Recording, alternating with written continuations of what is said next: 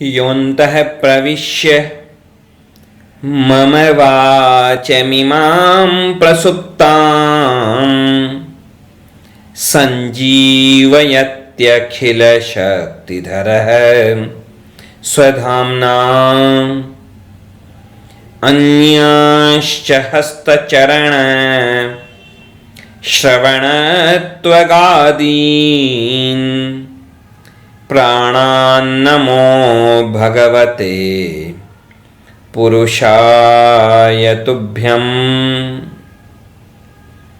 श्रीवीरराघवदयार्द्रकृपावतारम् श्रीजानकीश पदपद्मपरागभृङ्गम् श्रीश्रीधरार्य चरणाम्बुजलग्नमौलिम् श्रीदेशिकार्य घनश्यामगुरुं नमामः। कर्कटे पूर्वफाल्गुन्यां तुलसीकाननोद्भवां पाण्ड्ये विश्वम्भरां गोदां वन्दे श्रीरङ्गनायिकीम्। नीलातुङ्गस्तनगिरितटी सुप्तमुद्बोध्य कृष्णं पारार्थ्यं स्वं श्रुतिशतशिरःसिद्धमध्यापयन्ती स्वोच्छिष्टायां सजिनिगलितं या बलात्कृत्य भुङ्क्ते गोदा तस्यै नम इदमिदं भूय एवास्तु भूयः।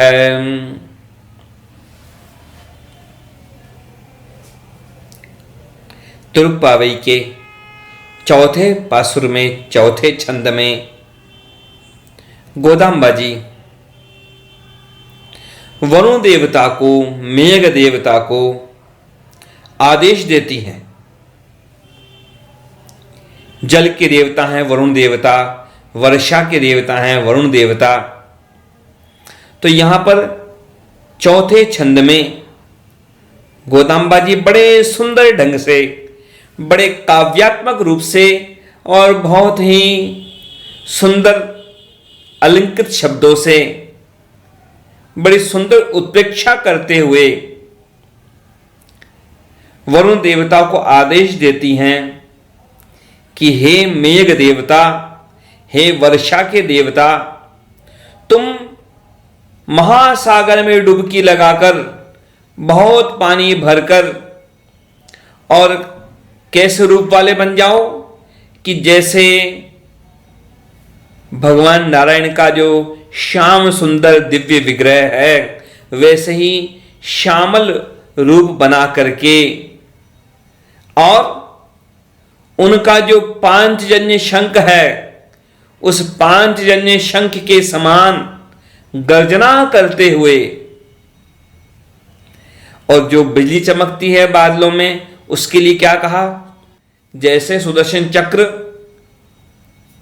चमकते हैं वैसे चमकते हुए, वैसी बिजलियां चमकाते हुए, और वर्षा करो। किस तरह से वर्षा करो कि जैसे भगवान का जो धनुष है शारंग धनुष, उस शारंग धनुष से जैसे बाणों की वर्षा होती है वैसे तुम जल की धाराओं की वर्षा करो और सारे संसार को, सारे जगत को जीवन देकर, पानी के रूप में जीवन देकर हमारे व्रत को भी परिपूर्ण करो। हे पर्जन्य समुद्र मेत्य सलिलम पीत्वा समिद्धम ततो भूत्वा नीलतनुर्यथादि पुरुषः श्रीचक्रपाणिः करे शंख ध्वान समान गर्जनयुतस् त्वं वर्षवारां चयं स्नात्वा तत्र समाप्य सुव्रतमिदं तुष्टा भवामो वयम।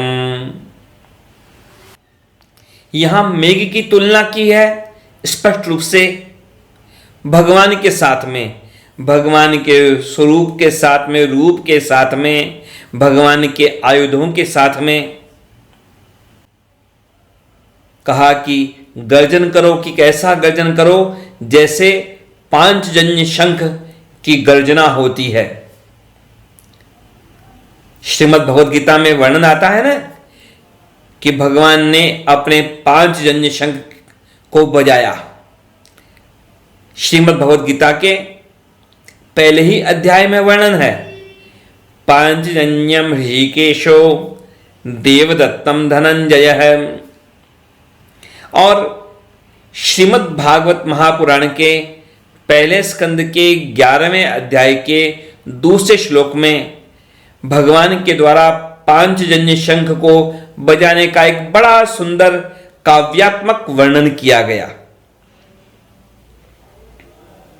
भगवान जब पहुंचे हैं हस्तिनापुर से द्वारकापुरी के समीप, तो द्वारकापुरी के समीप पहुंचकर द्वारकापुरी में प्रवेश करने से पहले भगवान शंख की ध्वनि करते हैं अपने आगमन का समाचार देने के लिए। स उच्चकाशे धवलोदरोदरो पिरुक्रमस्याधर शोण शोणिमा दाध्मायमानः करकंज संपुटे यथाब्ज खंडे कलहंस उस्वनः। कि भगवान ने जब उस पांचजन्य शंख को अपने कर कमलों में धारण किया और अपने मुख से लगाया, तो कैसी शोभा हुई उस पांचजन्य शंख की, कि भगवान के जो कर कमल हैं वो लाल रंग के हैं। तो भगवान ने अपने कर कमलों में उस सफेद पांचजन्य शंख को धारण किया और फिर अपने मुख कमल से उसमें फूंक दी उस शंख में। तो भगवान के जो मुखारविंद जो हैं, जो होंठ हैं, वे भी रक्तिम वर्ण के, लाल रंग के। तो कैसा लगा वह पांचजन्य शंख सफेद रंग का, और इधर भगवान के कर कमल हैं जो लाल रंग के, भगवान के होंठ हैं जो लाल रंग के। तो कैसी शोभा हो रही है कि मानो कोई राजहंस लाल रक्त कमल के ऊपर बैठकर कोई राजहंस उच्च स्वर से गान कर रहा हो, ऐसी शोभा हुई भगवान की और पांचजन्य शंख की। यहां पर प्रश्न खड़ा हो सकता है कि आखिर गोदाम्बा जी आदेश दे रही हैं मेघ देवता को, वरुण देवता को, तो आखिर उनके पास ऐसा सामर्थ्य कैसे है कि वो आदेश दे सकें? वो तो एक सामान्य बालिका हैं। तो यहां पर गोदाम्बा जी समझाती हैं अपनी सखियों को कि देखो, स्वयं जो भगवान हैं, भगवान नारायण, सारे जगत के नियंता, सारे संसार के नियंत्रण करने वाले, वे भगवान स्वयं जब बालकृष्ण के रूप में आ गए यहां इस ब्रजमंडल में, और वे भगवान स्वयं हमारा आदेश मानते हैं, तो जब भगवान भी हमारा आदेश मानते हैं, हमारा कहना मानते हैं, तो फिर ये देवता हमारा कहना माने, इसमें क्या आश्चर्य है? इसमें कोई आश्चर्य नहीं।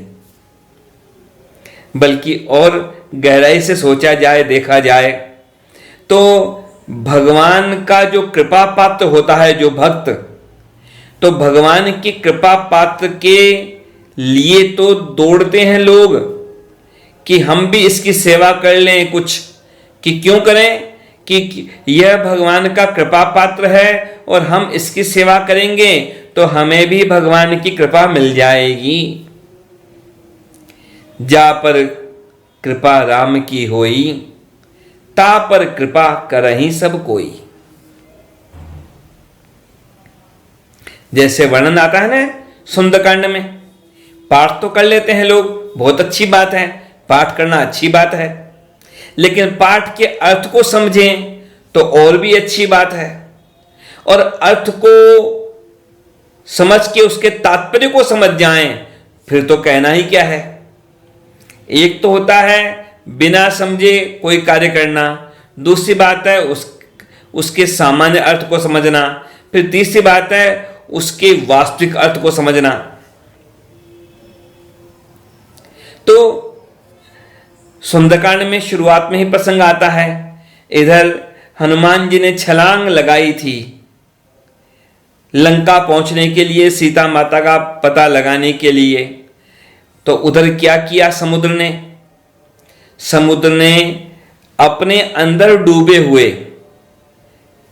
मैनाक पर्वत को प्रेरणा दी।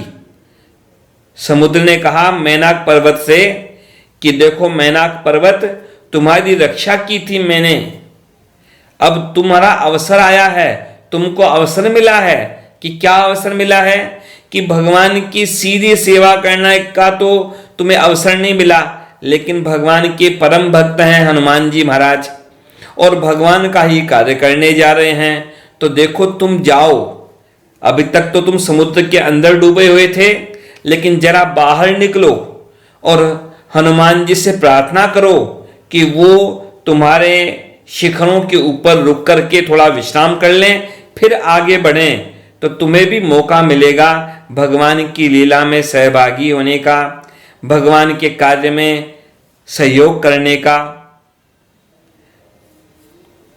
जल निधि रघुपति दूत विचारी, तै मैं नाक हो ही श्रम हारी। मैनाक पर्वत निकला बाहर, हनुमान जी से कहा, निवेदन किया कि आप जरा विश्राम कर लीजिए मेरे शिखर के ऊपर, फिर वापस आगे चले जाना। हनुमान जी ने विश्राम नहीं किया, उन्होंने केवल छुआ, मानो उसके स्वागत को स्वीकार कर लिया, एक संकेत मात्र से, प्रतीक मात्र से स्पर्श किया कि ठीक है, अच्छी बात है, आपने कहा तो, लेकिन देखिए मुझे तो राम जी का काम करना है और राम जी का काम किए बिना विश्राम नहीं कर सकता। राम काज केने बिनु मोहि कहां विश्राम। लेकिन बात क्या है, भगवान का कार्य करने के लिए जो आगे बढ़ता है तो फिर संसार में ऐसी ऐसी चीजें, अद्भुत चीजें संभव हो सकती हैं। जो मैनाक पर्वत, जिस मैनाक पर्वत का न तो पहले उल्लेख था न बाद में उल्लेख आया कि वह और किसी के सहयोग के लिए आया हो, लेकिन यहां वह आया हनुमान जी का सहयोग करने के लिए, सेवा करने के लिए। यह तो विडंबना क्या है संसार की। संसार में लोग धन के पीछे भागते हैं, संपत्ति के पीछे भागते हैं, सामर्थ्य के पीछे भागते हैं कि कैसे धन का सामर्थ्य मिले, धन का बल मिले, कि किसी पद का बल मिले, लेकिन भूल जाते हैं कि वास्तव में तो सारे बल, सारे सामर्थ्य तो भगवान में समाये हैं। केवल भगवान को प्राप्त कर लो तो सब चीजें हमेशा हमेशा के लिए रहेंगी, लेकिन भगवान को प्राप्त नहीं किया तो दुनिया में कुछ भी प्राप्त कर लो, वह सब नष्ट होने ही वाला है। प्रभुता को सब कोई भजे, प्रभु को भजे न कोय, कहे कबीर प्रभु को भजे, प्रभुता चेरी होय। बड़े बड़े सामर्थ्यशाली लोग हो गए, लेकिन वे बादलों को आदेश नहीं दे सके। यहां गोदाम्बा जी आदेश दे रही हैं। किसके बल पर? भगवान के बल पर। एक बड़ा सुंदर स्तोत्र है मांगल्य स्तव। उस स्तव में वर्णन किया गया बड़े सुंदर ढंग से। क्या वर्णन किया गया कि उसमें वर्णन है भगवान की कृपा का और भक्तों की महिमा का।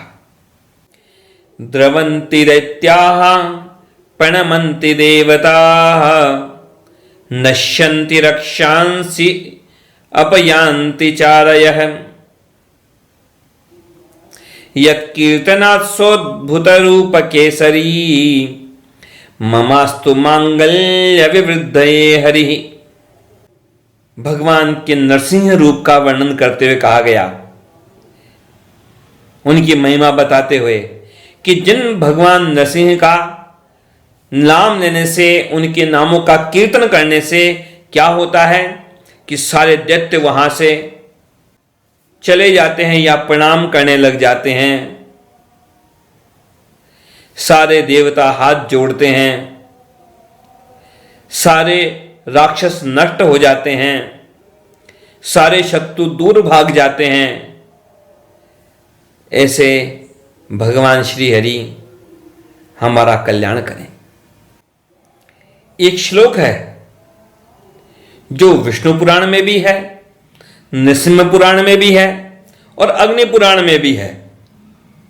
प्रसंग क्या है कि यमराज अपने यमदूतों से क्या कहते हैं कि यमदूत को देख करके यमराज उसे अपने पास में बुला करके उसके कान में कहते हैं, क्या कहते हैं कि देखो, जो भगवान की भक्ति में लगे हैं ना, उनको छोड़ देना, उनको हाथ मत लगाना। जो भगवान के नामों का गान करें, भगवान की लीलाओं का गान करें, भगवान की लीलाओं का चिंतन करें, उनको छोड़ देना, उनकी तरफ नजर भी मत उठाना। मैं दूसरे लोगों का स्वामी हूं, लेकिन जो भगवान के भक्त हैं, जो श्री वैष्णव हैं, श्री वैष्णव हैं, मैं उनका स्वामी नहीं हूं। उनके स्वामी तो केवल भगवान ही हैं, मैं उनका नियंत्रण करने वाला नहीं हूं। भगवान के वैष्णवों का नियंत्रण करने के लिए मैं नहीं हूं। उन पर कृपा करना हो, नियंत्रण करना हो, जो भी करना हो, वो तो भगवान नारायण ही करने वाले हैं। मैं उन पर कोई तरह का शासन नहीं कर सकता।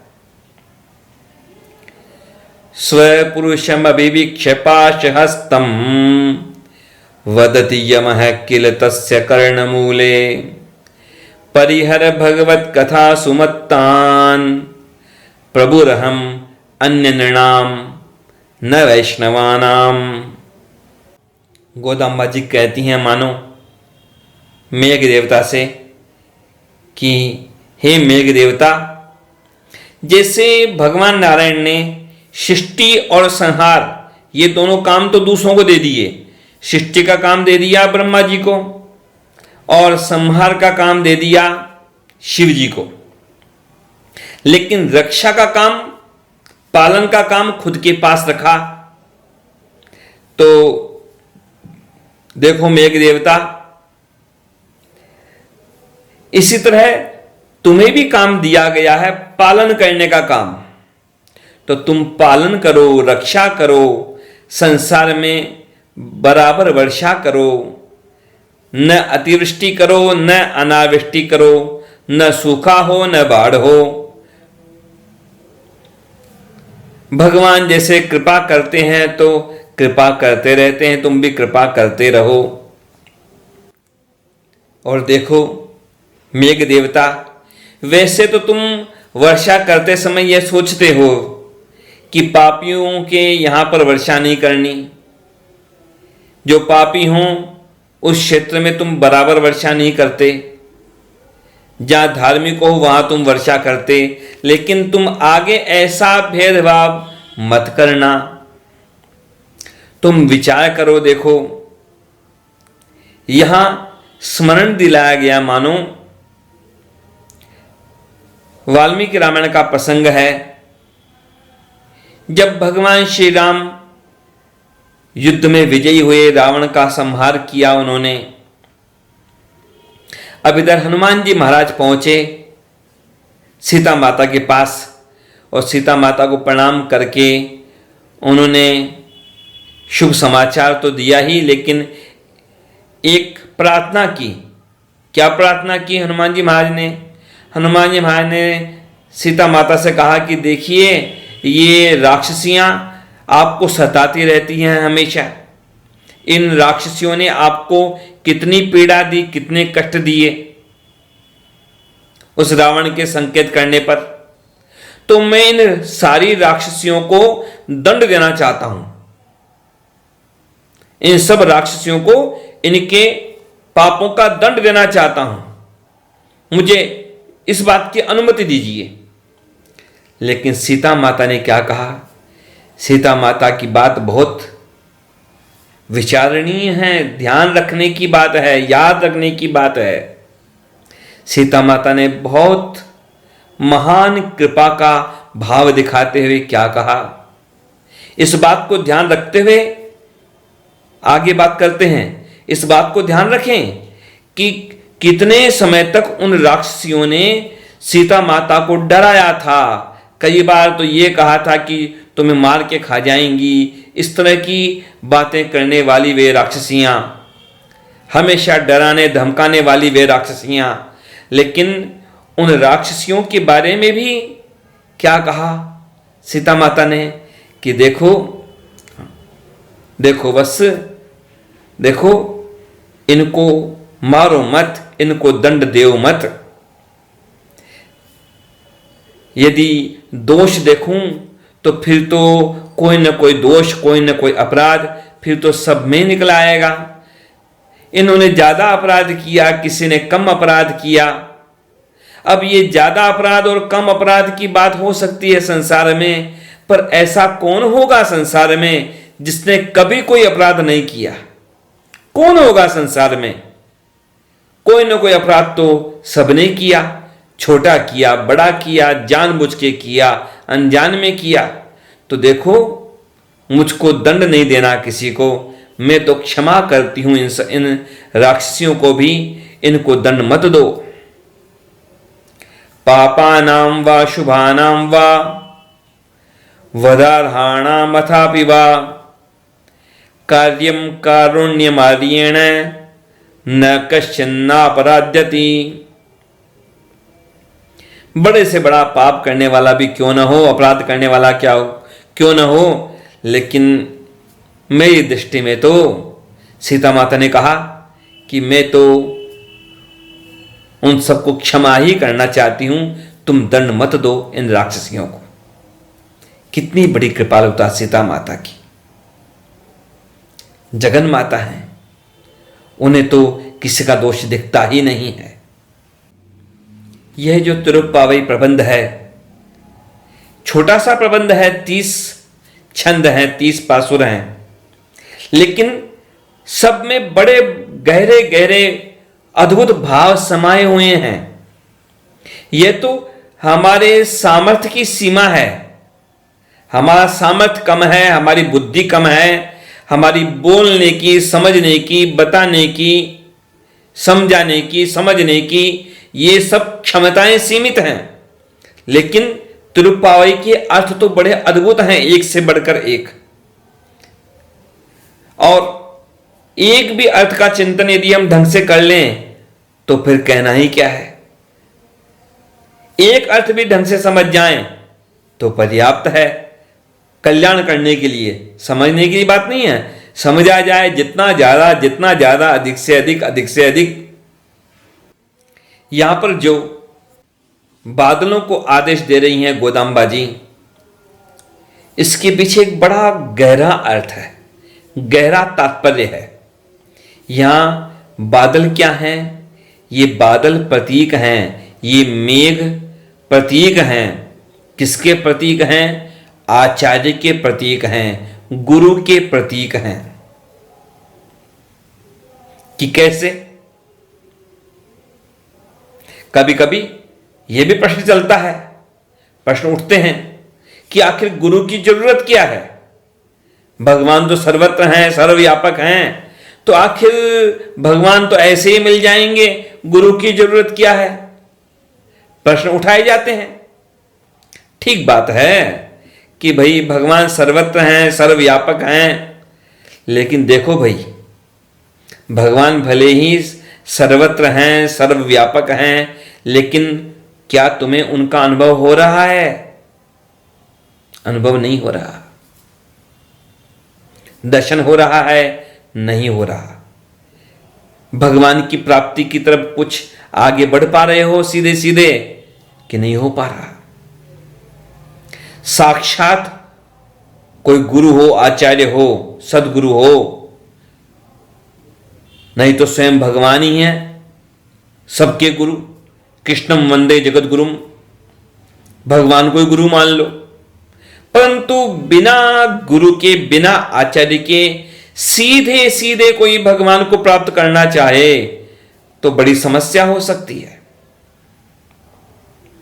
ऐसा हुआ कि कभी किसी व्यक्ति को बड़ी प्यास लगी।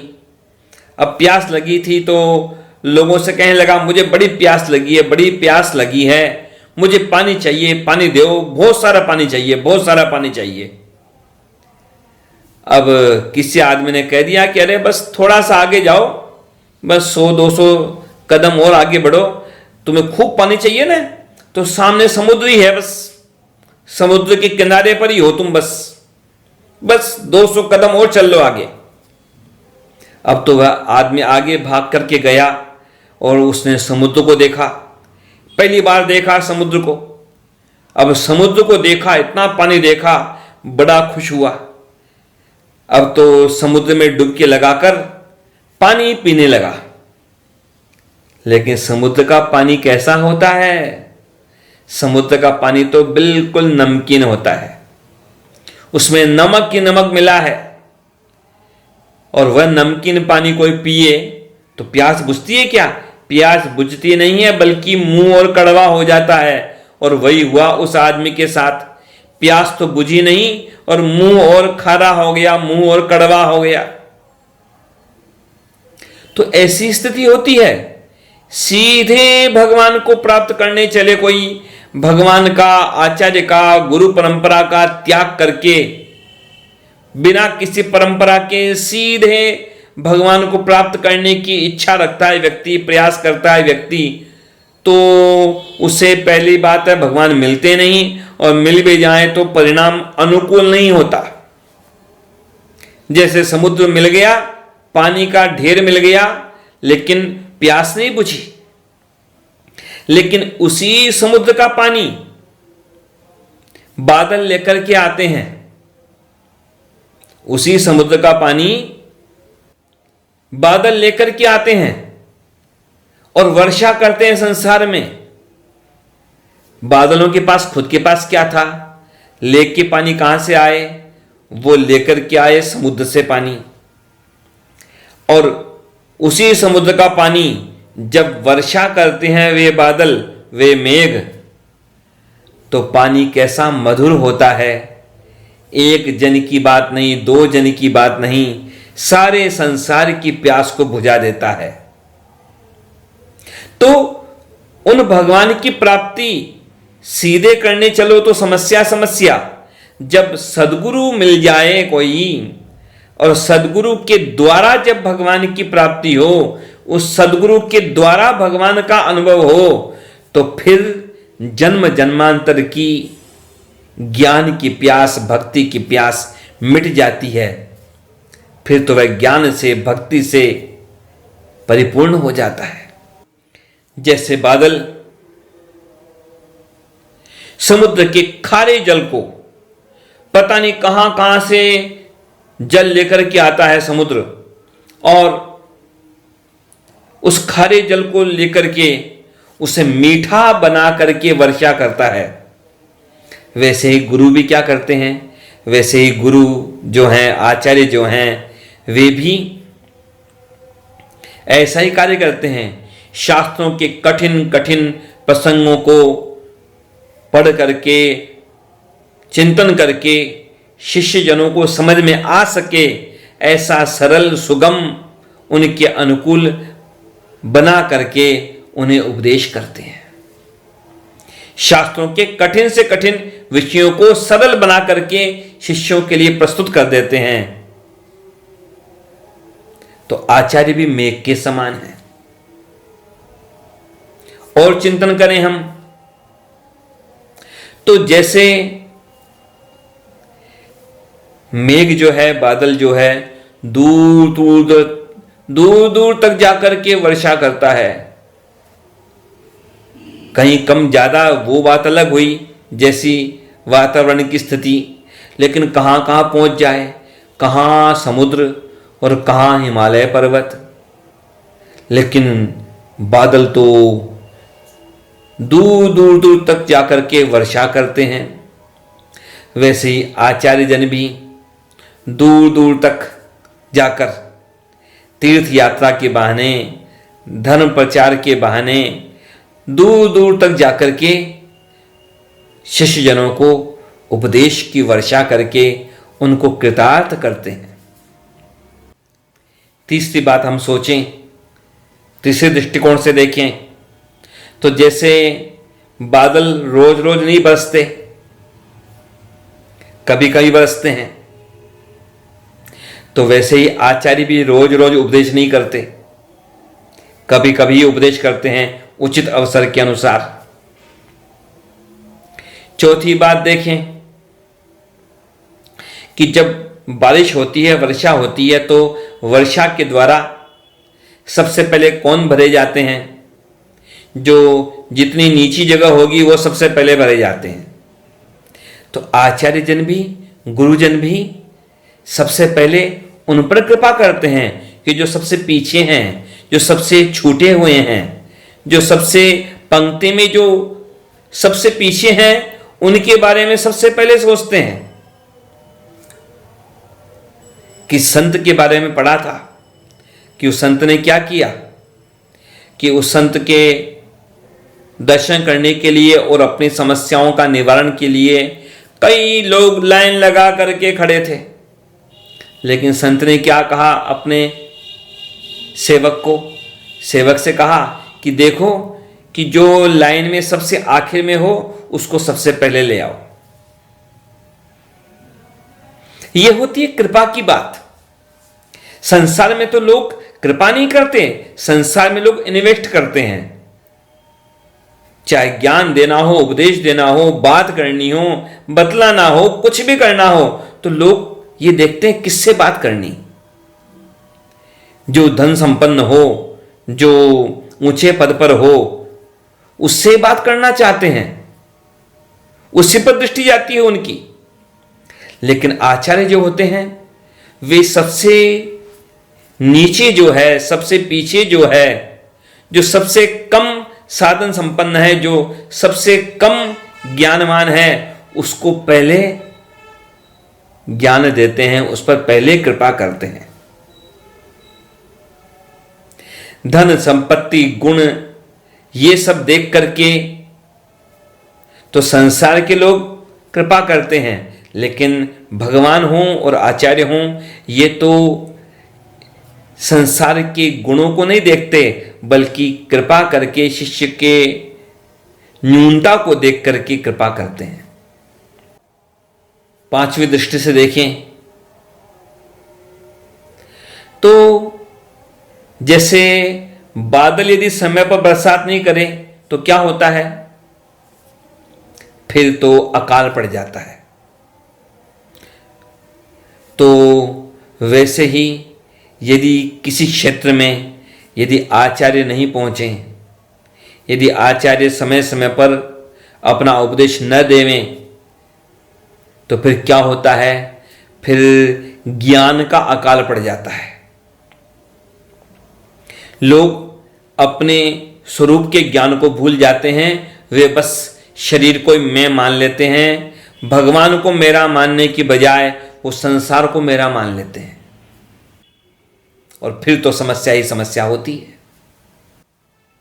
छठी दृष्टि से देखें तो जैसे बादल वर्षा करते हैं, और वर्षा करते हैं तो क्यों करते हैं? इसलिए नहीं करते कि कोई उनकी प्रशंसा करे, कि कोई उनकी स्तुति करे।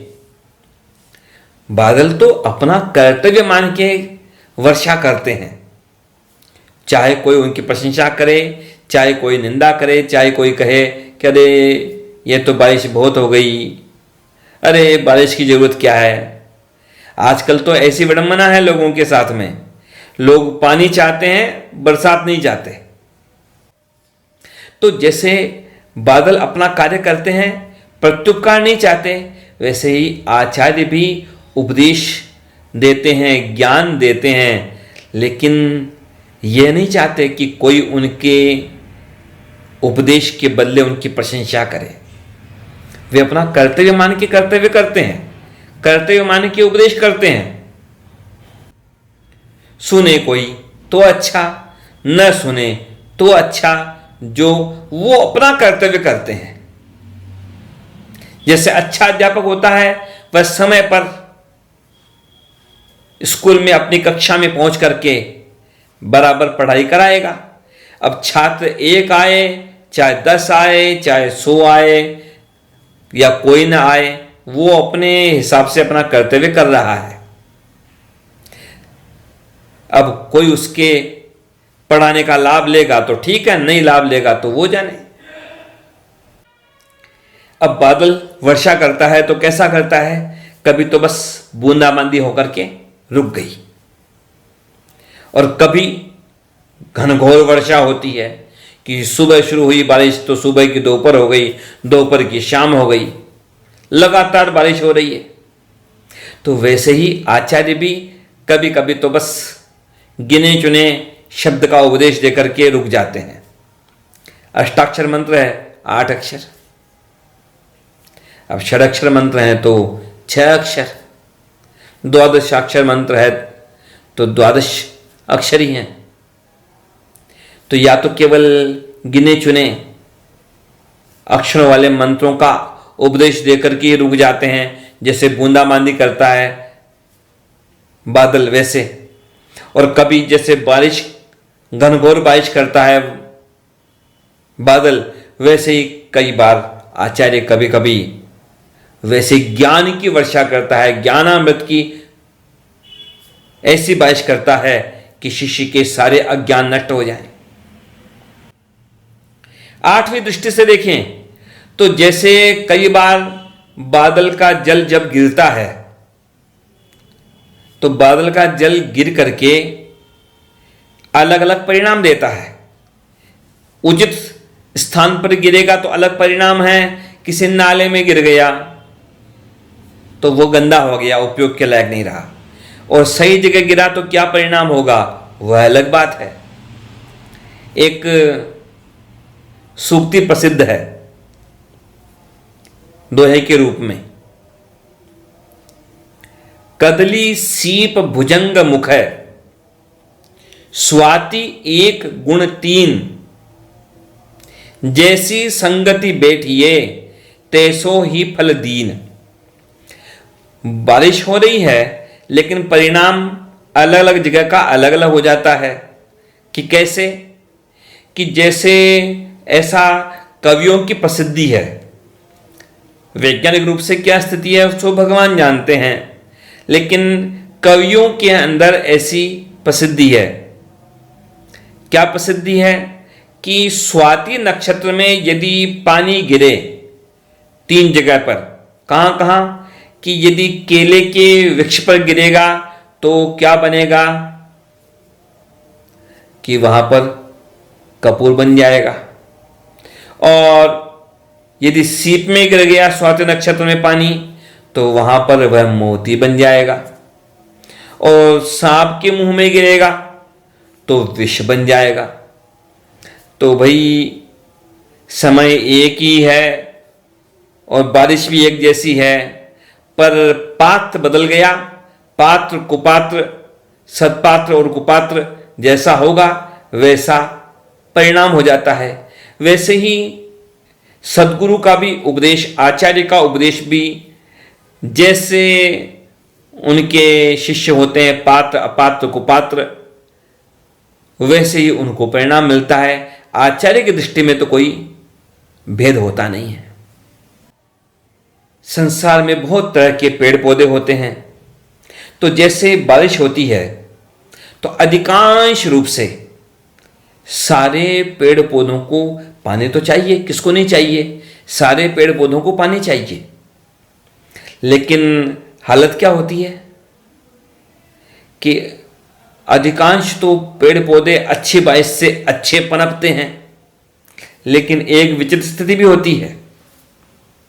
एक विचित्र स्थिति, एक विचित्र पौधा है आकड़ा, आक, राजस्थान में कहते हैं आकड़ा, और वैसे आक संस्कृत में अर्क भी कहते हैं। तो